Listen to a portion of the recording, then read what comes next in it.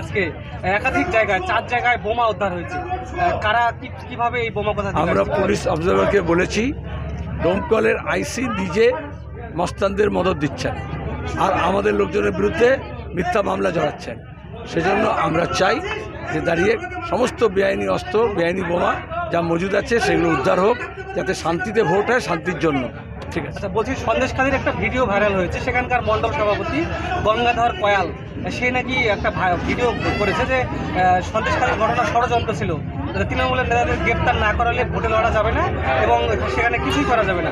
শুভেন্দু নাকি টাকা এবং মোবাইল দিয়েও হেল্প করেছিল, এই স্বীকারোক্তি দিয়েছে বিজেপির একজন মণ্ডল সভাপতি গঙ্গাধর কয়াল। দেশে এবং রাজ্যে দেখবে যেখানে অন্যায় হচ্ছে সেখানে হয় তৃণমূল নয় বিজেপি, নাহলে তৃণমূল বিজেপি দুজনেই যুক্ত আছে।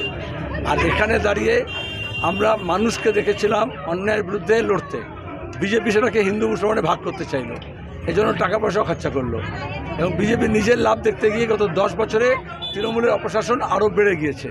তা নাহলে এখন মমতা অভিষেক জেলে থাকতো। সন্দেশখালীর ওই যে ঘটনা, বিজেপির মণ্ডল সভাপতি সে একজন ভিডিও করে ভাইরাল করেছে যে শুভেন্দু সে প্রি প্ল্যান আগে থেকে বলে রেখেছিল যে এই ঘটনা না করা গেলে তৃণমূলের বিরুদ্ধে প্রার্থী দেওয়া যাবে, লড়াও যাবে। হ্যাঁ, আপনারা তো সন্দেশখালী ইস্যু দেখে ভোটও চাইছেন, কি বলবেন না? আমরা নিরাপদ সর্দার সন্দেশখালীর অন্যায়ের কথা অ্যাসেম্বলিতে বলার চেষ্টা করেছিল, তখন দেখা গেছে আজকে যে বিজেপি নেত্রী সোনালী তখন মমতার ঘনিষ্ঠ ছিল, ডেপুটি স্পিকার তাকে বলতে দেয়নি, মাইক বন্ধ করে দিয়েছে। চিটফান্ড থেকে চাকরির দুর্নীতি যত অন্যায়ের কথা আমরা এখন বলতে চেয়েছি, মাইক বন্ধ করে দিয়েছে।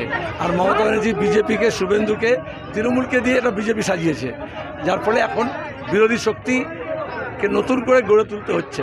সন্দেশখালী তারই নিদর্শন, গোটা দেশে তাই, গোটা রাজ্যে তাই। অন্যায়ের বিরুদ্ধে মানুষ নামছে নিজের হকের জন্য, অধিকারের জন্য। ধন্যবাদ।